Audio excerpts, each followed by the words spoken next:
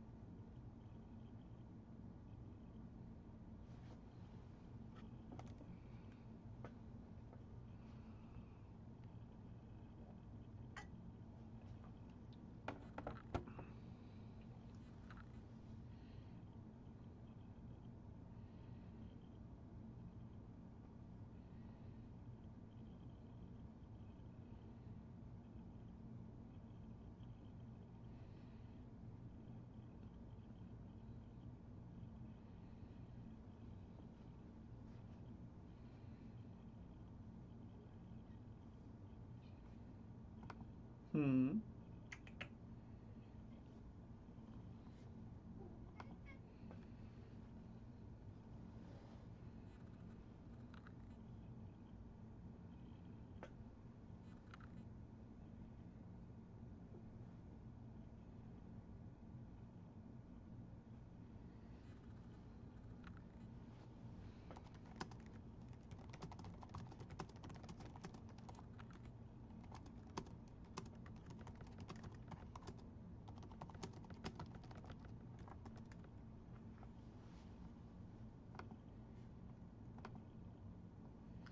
Can we go over organometallic reactions a little bit? So what specifically do you want to go over about organometallic reactions? Like this, what they're used for, big picture, or how we do the syntheses, or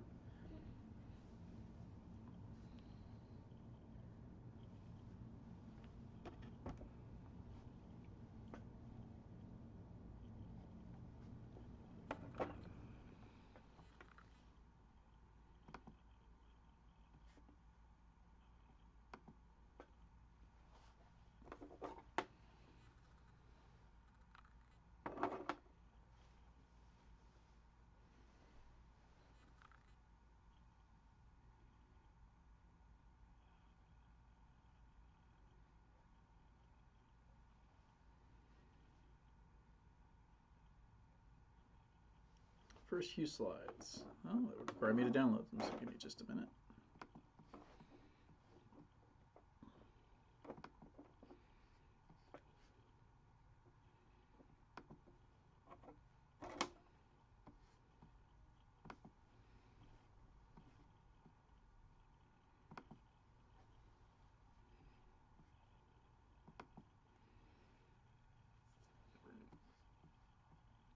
So this is organic too. I think this section is actually pretty easy. That said, it's me, and I did research on a lot of this.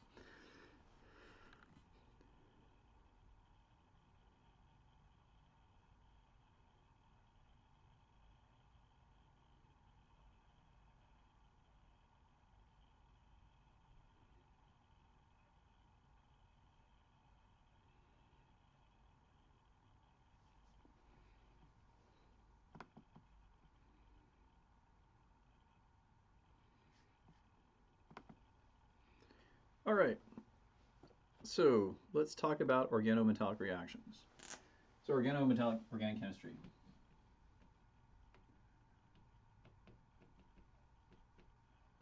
And let's break these into two categories. So we actually have what we consider carbanion reactions. So carbanion reactions are where the metal kind of, it looks like it's part of the molecule, but it's really not. What we're creating is some type of carbon anion. The other are metal catalyzed reactions.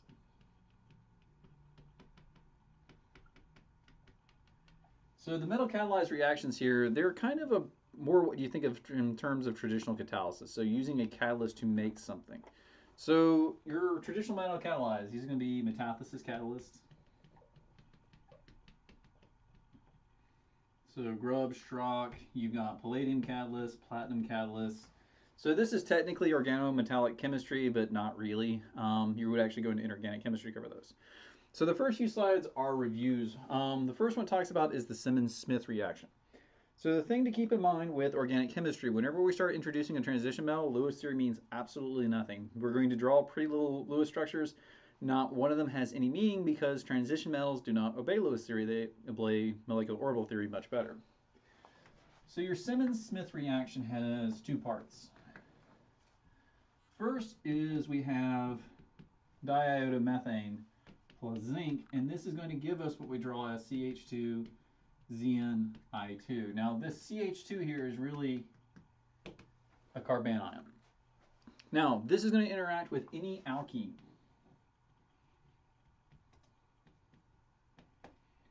And the way we would draw this in terms of a Lewis structure or a Lewis structure mechanism is we have addition, comes down, breaks off, and the end product of all Simmons-Smith reactions is this cyclopentane.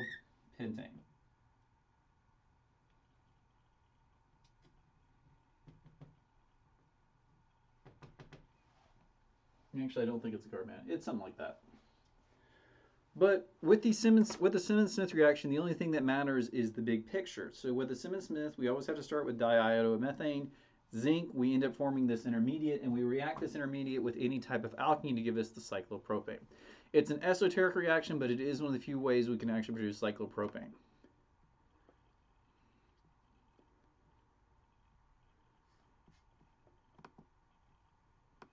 So the next one I talk about in the slides. Oh, so Simmons-Smith's the only one that I actually review. Now, when it comes to what we would consider true organometallic chemistry, so things where we're forming these carbanions, we're not actually doing like catalyzed reactions, we're actually like doing reactions between carbons. We've got a few varieties here. We've got the organolithiums, we've got the magnesium organo, which is going to be Grignards. We've got the cuprates. The thing that unites all of these is that they're carbon coupling.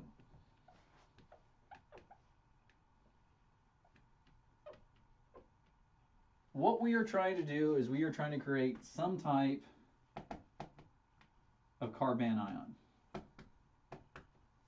Some form, some fashion. And this carbanion is going to find some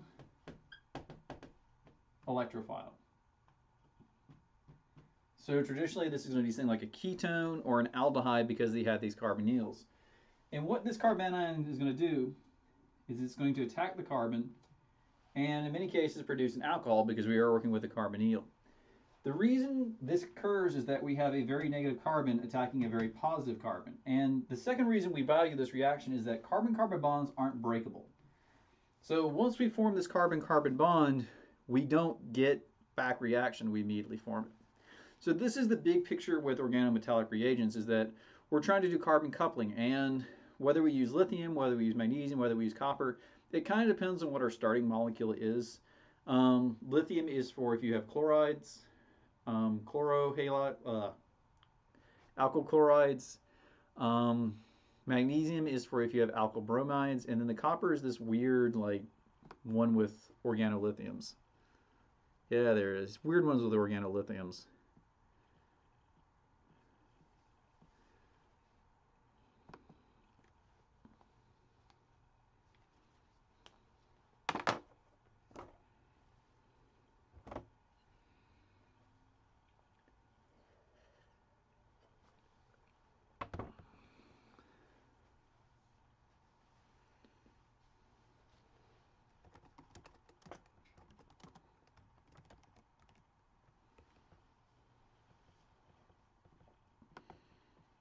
So does it help you out at all? We're not going to worry so much with things like metathesis catalyst. There are a few others I think we talk about the Heck reaction, which is palladium catalyzed. Those are not what organic chemists would consider true organometallic chemistry.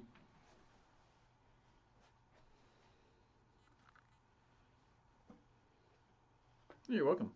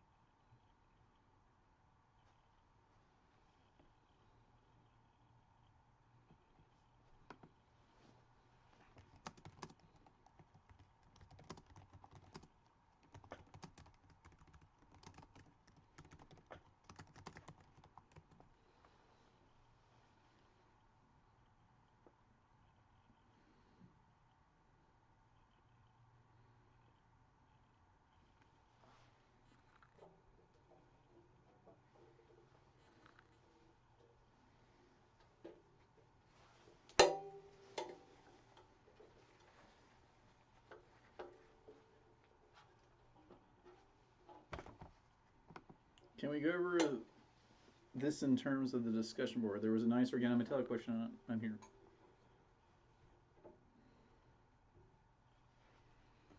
All right, so the organic 2 discussion board.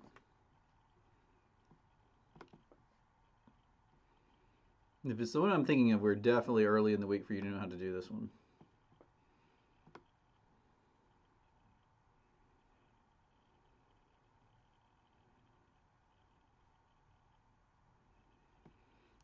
Okay. Not the one I was thinking of, but it's still a good question. So for the top reaction, the majority product is exclusively 1,1-dimethylcyclohexane. For the bottom reaction, it's not. Based on the reaction, what happens with the alkyl halide that does not happen with the organolithium complex? So let me draw compounds we're working with.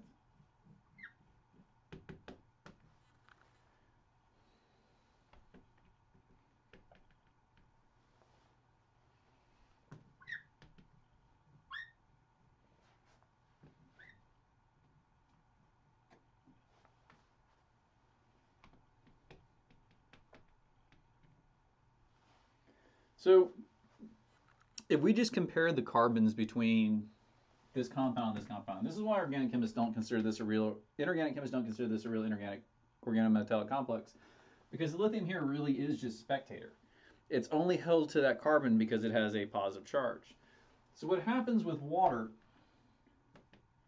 and this is why so many of your organometallic reactions have to be done air-free, is that our carbon forms a bond with hydrogen. CH bonds are pretty much unbreakable without free radical halogenation. And we end up extracting the hydrogen to put the hydrogen here, and we end up with hydroxide, specifically lithium hydroxide. So this is typically the end fate of any organocomplex.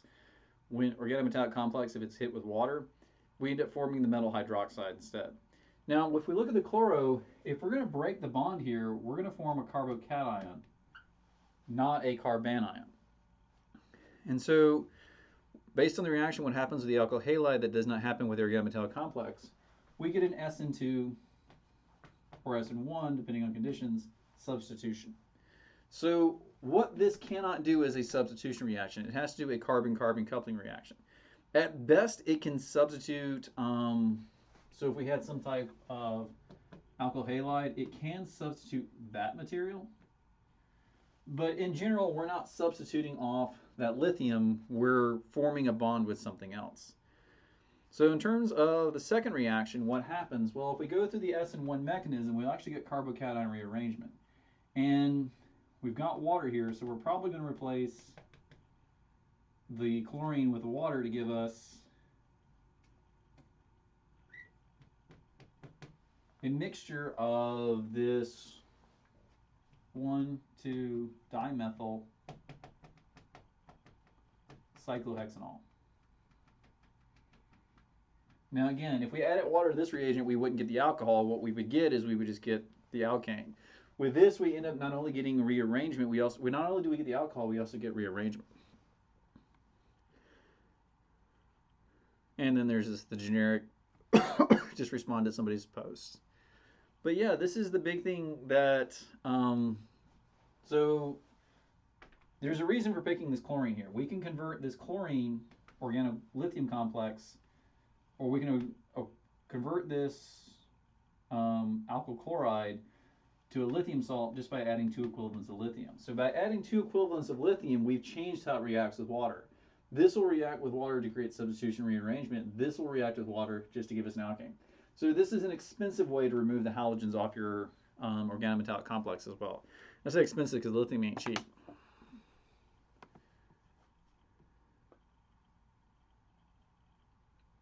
Chemistry of industrial products. You'd have to tell me which one you're looking at in particular.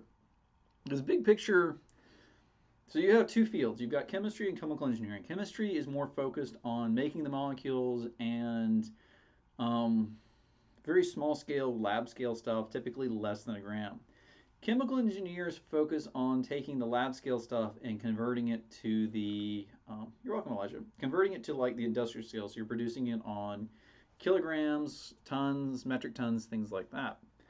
So chemical engineers and chemists have very different views on the world. I double majored in both in college.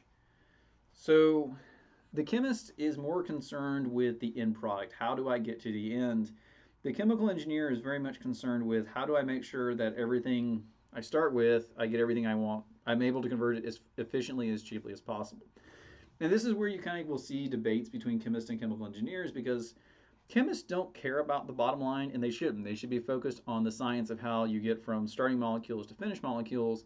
The chemical engineers are very much big picture, which puts them at a disadvantage because they don't see the elegance and they don't see the beauty of what they're doing. They're very utilitarian. So this is why sometimes we'll see it like the chemistry level.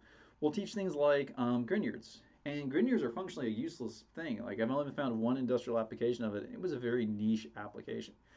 There are some things that you can only do by carbon cup. You can only do by Grignard reagents, but generally speaking, we're going to be hard-pressed to find a situation where the Grignard reagent is the only way to get to that product.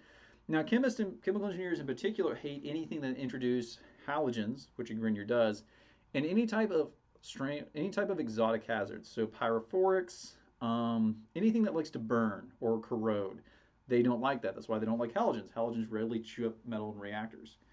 So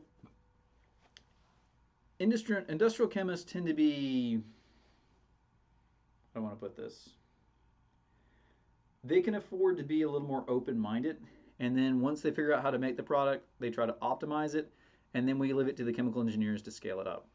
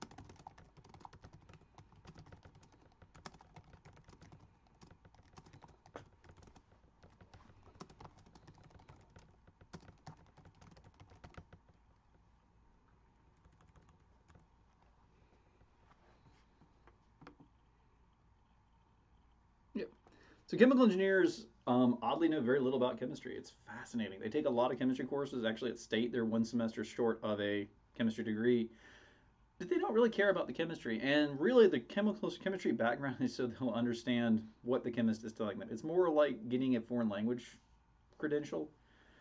Um, but yeah, chemical engineers are not the most. They are engineers at the end of the day. They're not the most creative types. And they would prefer to stick to things they know work. Chemists will take a lot more chances.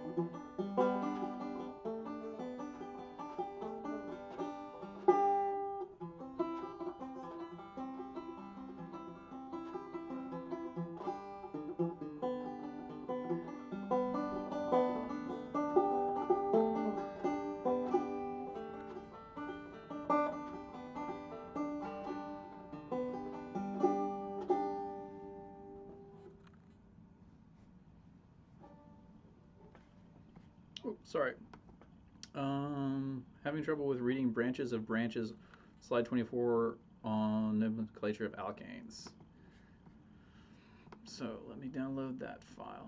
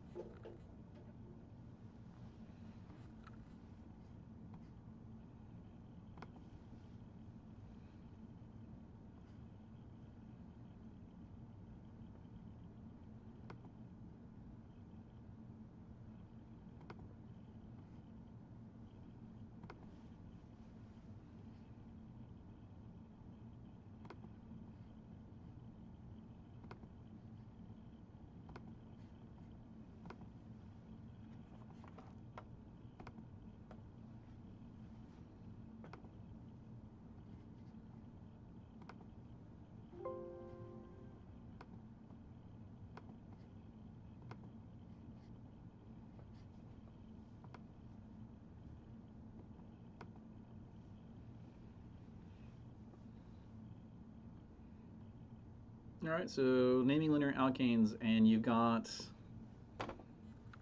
let's see here.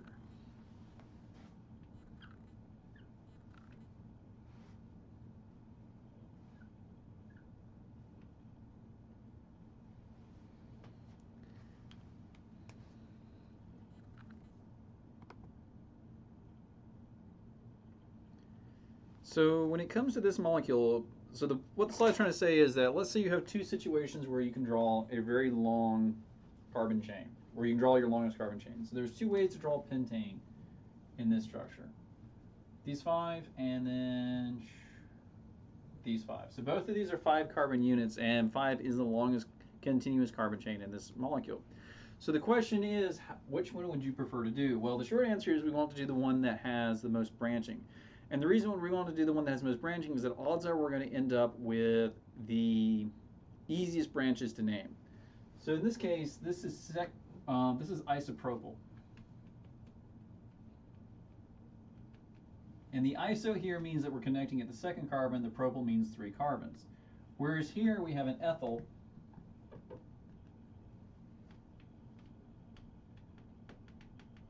and a methyl. So the reason we want to go with this one on the right, where we got this ethyl chain hanging off and a methyl chain versus just one name for the isopropyl, is that isopropyl is a more complicated branch to draw, whereas the ethyl methyl are pretty straightforward. So both of these are pentane roots.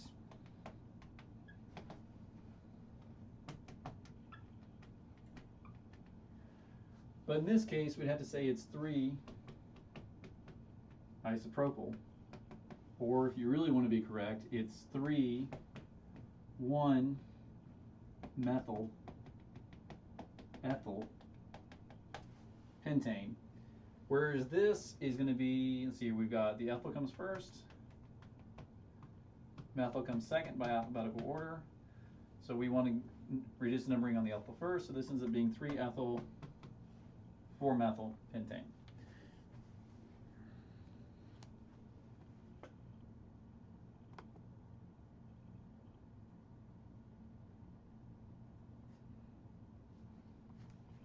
Right, so compound is 5-methyl-7-propyl-6,2,3,3 trimethylpropyldecane. I'm going to guess that's a huge nightmare compound. Ah, there it is. Or is it?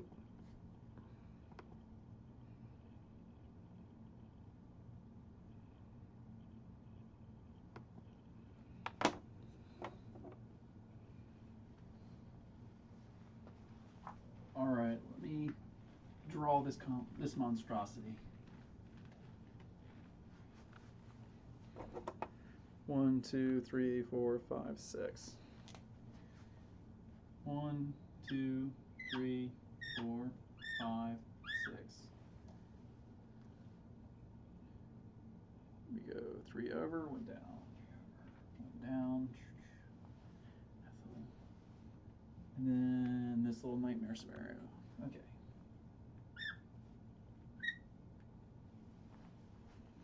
There it is.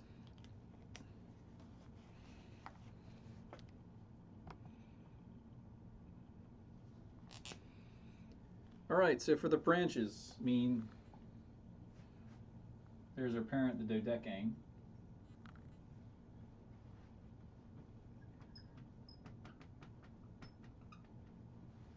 How did I name this monstrosity? 5-methyl.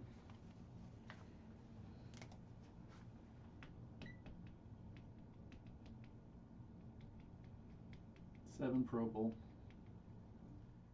And then I'm going to put the big one down here. 6, 2, 3, 3, trimethylpropyl.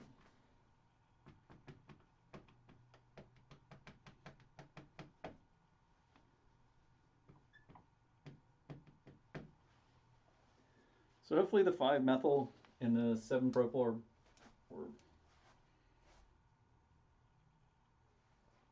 oh, missing branch.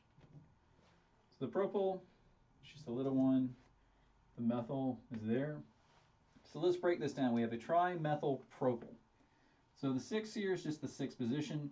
We always number off the first carbon. Actually, I think you're right. I think that should be 1, 2, 2. I don't think it's supposed to be 2, 3, 3. So I'll take a look at that in the notes.